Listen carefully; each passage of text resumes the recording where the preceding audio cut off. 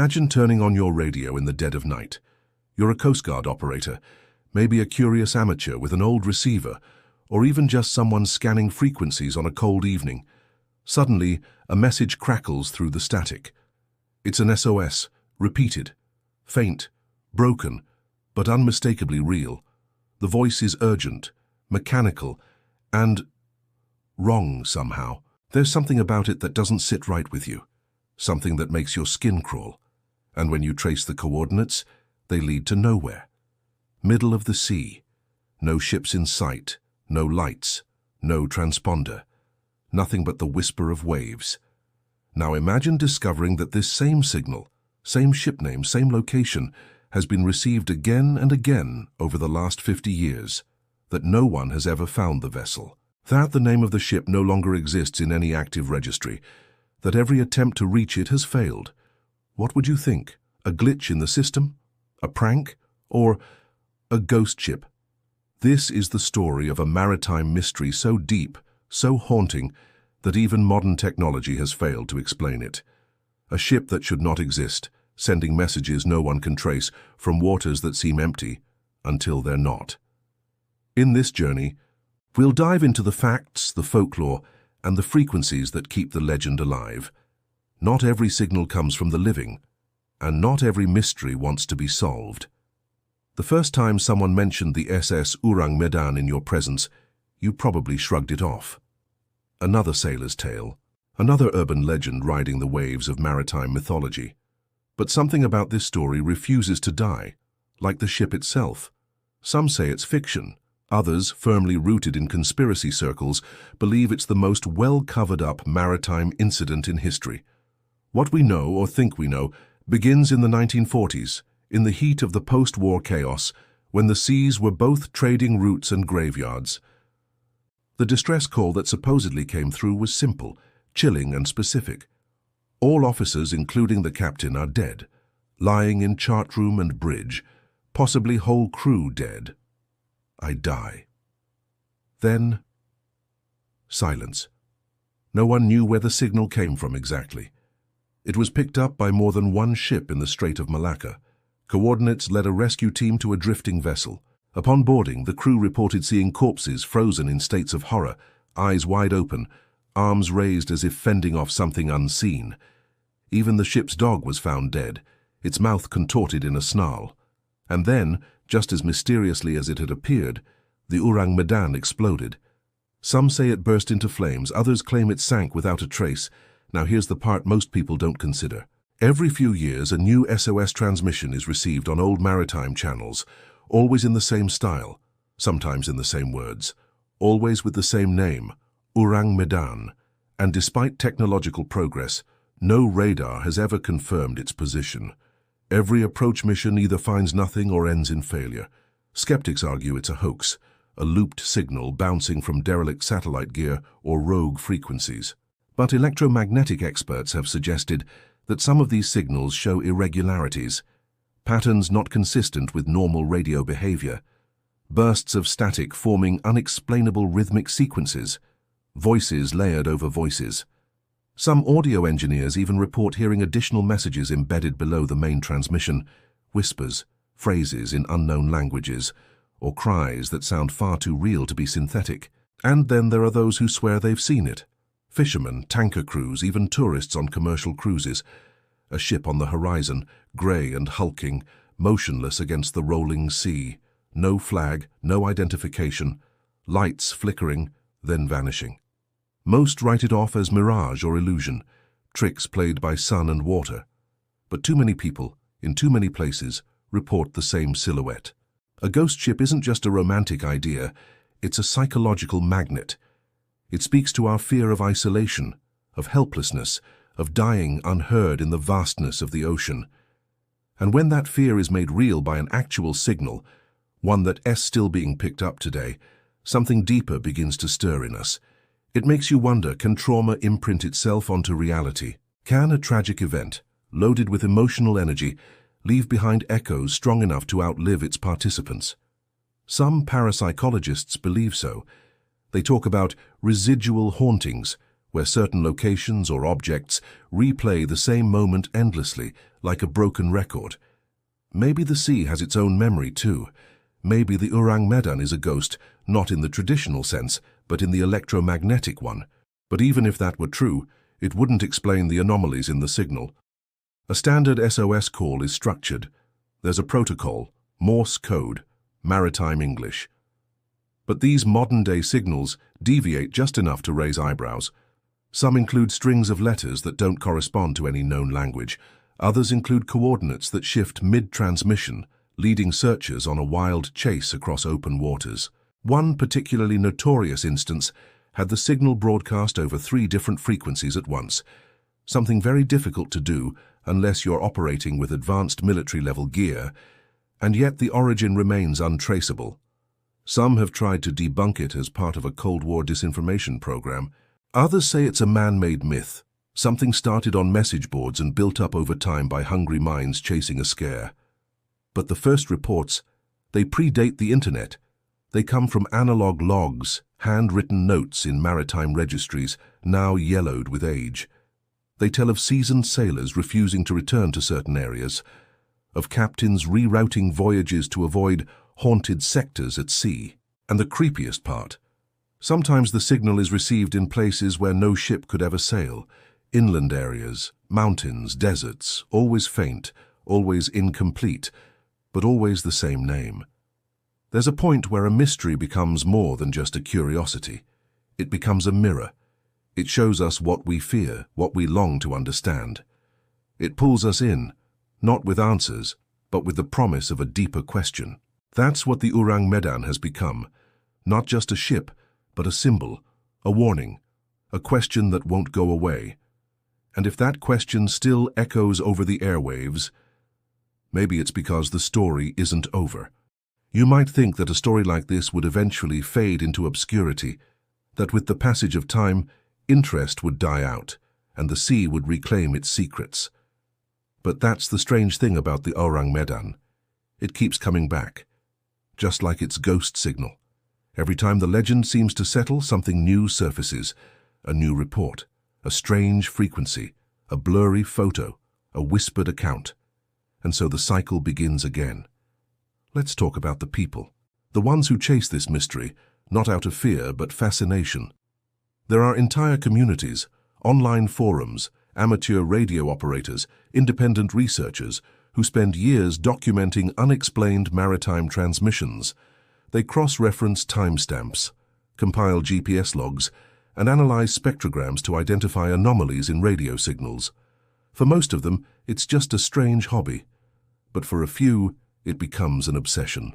One such case involved a retired naval technician named Jonas, who spent nearly 15 years collecting data on the Ourang Medan's alleged broadcasts.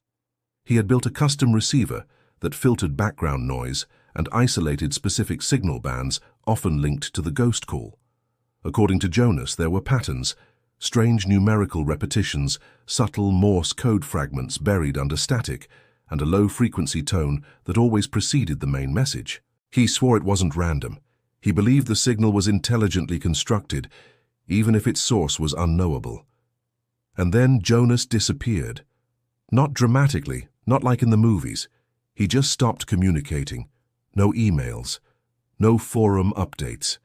His last post was a blurry image of a waveform with the caption, "It S back stronger." No one has heard from him since. Some say he faked it. Others think he went too deep, mentally or literally. But whatever the truth is, his notes remain, scattered across digital archives, pieced together by others like him who refuse to let go. The idea that a ship could continue to haunt frequencies long after it exploded is admittedly insane, but the details make it harder to ignore. A key element often overlooked is the technology involved. SOS signals are usually traced through triangulation. Even in the 1950s, this was a basic maritime technique. You get a ping from one station, a second from another, and based on the delay and signal strength, you can pinpoint the origin. But in the case of the Ourang Medan, this doesn't work. The signal seems to move. 1 minute it's near the coast of Sumatra, the next it's off the coast of Africa, then in the Arctic Circle. It's as if the source isn't in a fixed location, or worse, It doesn't exist in the way we understand. Scientists have tried to explain it using theories of atmospheric bounce. In short, signals can reflect off the ionosphere and travel great distances, making them appear to come from somewhere else. But even this has limits. It doesn't explain how the signal manages to repeat itself with such consistency, or how the words remain unchanged, or why the voice, the same gravelly, emotionless voice, sounds identical in recordings made decades apart. And then there are the whispers, captured in the background of some transmissions. Not always there, but when they are, they're disturbing. Some audio engineers have enhanced these tracks using advanced software, trying to separate layers of sound.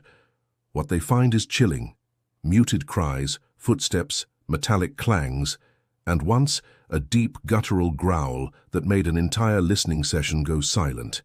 No one wanted to talk after hearing it. One engineer reportedly quit his job that week, refusing to explain why. All of this raises a fundamental question: what is the signal trying to do? If it were simply a mechanical error, a looping broadcast, why would it change locations? Why would it evolve? Why would it react to attempts to trace it? Some believe it's not a message from a ship, but a lure, a siren call, something ancient, or worse, artificial, designed not to save but to summon. This idea taps into an old sailor superstition. The sea doesn't just hide things, it traps them. Echoes, spirits, memories. Things that drown don't always stay gone. Some cultures believe water can record trauma, that every shipwreck leaves behind a spiritual residue, drifting through tides and time. Could the Ourang Medan be one of these echoes? Not a vessel, but a wound in the ocean's memory. There's also the possibility, wild as it sounds, that the signal isn't from our time. A bleed-through from another timeline or dimension or reality. It sounds like science fiction, until you realize physicists themselves have proposed theories about overlapping realities, frequency alignments, and dimensional interference. What if, under rare atmospheric conditions, we're picking up distress signals not from our own world but from one that runs parallel to ours? It's a theory that doesn't sit well with most people. It forces us to question the solidity of everything we know. But then again, that's exactly what a true mystery should do. It should challenge assumptions, push boundaries, make us uncomfortable, because the moment we're too comfortable, we stop asking questions. And that's the most dangerous thing we can do. Stop asking. There was one incident in 2006 off the coast of Sri Lanka where a private shipping company picked up an unusual signal matching the Ourang Medan's profile.